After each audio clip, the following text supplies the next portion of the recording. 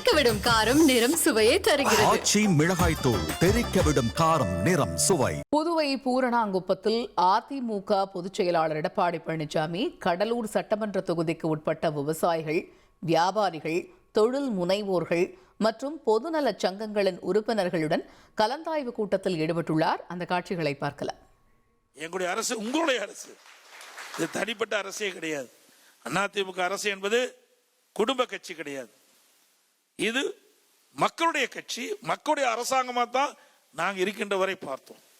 Corona காலத்தில் கூட சிறு குறு நடுத்தர தொழில் சரிவுகின்ற பொழுது அதற்கு தேவையான உதவியெல்லாம் செஞ்சோம். அவரெல்லாம் அழைத்து, கொரோனா காலத்தில் கூட அழைத்து தலைமைச் செயலகத்திலே அங்கே அழைத்து என்னென்ன உதவிகள் வேண்டும், அந்த தொழில் மீண்டும் சிறப்பாக நடக்க வேண்டும். ஏன்னா ஓராண்டு காலம் கொரோனா காலத்தில் வேளாண் பணியிலும் முடங்கி போச்சு.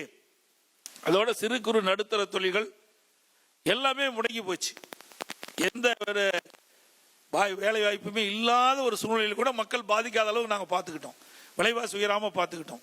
11 மாத காலம் எதுவுமே கிடையாது. அரசாங்கத்துக்கு ₹1 வருமானம் கிடையாது. ஜிஎஸ்டி வரி கிடையாது, பெட்ரோல் டீசல் கிடையாது, ரோட் டாக்ஸ் கிடையாது, பத்திரப்பதிவு வரி கிடையாது. இப்படி அரசாங்கத்துக்கு வருகின்ற வருவாயில் ₹1 கூட இல்லாத காலத்தில் 40,000 கோடி அரசு பணத்திலிருந்து இந்த கொரோனா காலத்துக்கு தேவையான முன் நடவடிக்கைக்காக நாங்கள் செலவு செஞ்சோம். ஆக இதெல்லாம் எதற்காக சொல்லியிருந்தால், ஒரு ஆட்சி எப்படி இருக்க வேண்டும் என்பதற்கு முன்மாதிரி ஆட்சியாக கடந்த காலத்திலேயே நாங்கள் செயல்பட்டோம் என்பதை மகிழ்ச்சியுடன் தெரிவிச்சுக்கிறேன். அதே போல நான் முதலமைச்சரும் சரி, அம்மா முதலமைச்சரும் சரி, சட்டம் ஒழுங்கு சரியா நாங்கள் கவனிச்சுக்கோம். அதுல காம்ப்ரமைஷனே கிடையாது. அம்மா எப்படி இருந்தாங்களோ அதே போலதான் எங்களுடைய ஆட்சியில் நாங்கள் செயல்பட்டோம். இன்றைக்கு அது சரியாக இருந்தால் இன்றைக்கு தொழிற்சாலைகள் அதிகம் வரும், தொழில் செய்கிறவர்களுக்கு எந்த இடர்பாடும் இருக்காது. ஆனால் காலம் போக போக இந்த 50 மாத கால ஆட்சியில் எங்கே பார்த்தாலும் போதை, மக்களுக்கு ஒரு பாதுகாப்பு இல்லை, அப்படிப்பட்ட ஒரு சூழ்நிலை நிலந்து கொண்டிருக்கின்றது. இதையெல்லாம் ஒரு நாட்டுடைய வளர்ச்சிக்கு தடையாக அமைந்துவிடும். ஒரு நாடு, ஒரு மாநிலம் வளர்ச்சி அடைய வேண்டும் என்று சொன்னால் சட்ட ஒழுங்கு சிறப்பாக இருக்கணும். அதுதான் அம்மா அடிக்கடி சொல்லுவாங்க எங்களிடத்துல. இன்றைக்கு ஒரு மாநிலத்தினுடைய வளர்ச்சி அந்த மாநிலத்தில் இருக்கின்ற சட்ட ஒழுங்கை பொறுத்து தான் இருக்கும். அதை நாங்கள் சரியாக செய்தோம்.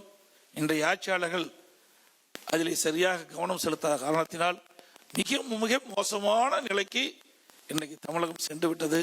அதையே நாங்கள் சரி செய்வோம்.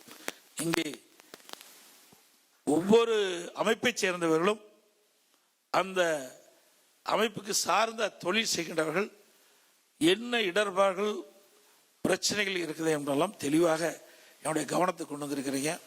அதையெல்லாம் நாங்களுடைய அதிமுக ஆட்சி உங்களோடு நீங்கள் எல்லாம் நினைத்தால் தான் வரும். சும்மா வாயில பேசலாம் வராது. யதார்த்தமா பேசுறேன். எனக்கெல்லாம் வாரிசு வரணும், அப்படி வரணும், எங்களுக்கெல்லாம் கிடையாது. ஒரு நல்ல ஆட்சி மக்களுக்கு தர வேண்டும், அதுதான் எங்களுடைய நோக்கம். அது எல்லோரும் திருப்திப்படுகின்ற ஆட்சியா இருக்கணும். எல்லா தரப்பு மக்களும் இங்கெல்லாம் பேசுனீங்க பார்த்தீங்களா, அத்தனை பேருமே மனம் திருப்தி அடையக்கூடிய அரசா இருக்கணும்.